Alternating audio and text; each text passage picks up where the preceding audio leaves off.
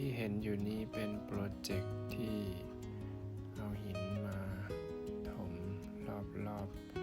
กุฏิสวยงามครับที่วัดพุทธบุญญารามที่แดนเวอร์โคโลราโดถ่ายเก็บไว้เพื่อเป็นที่ระลึก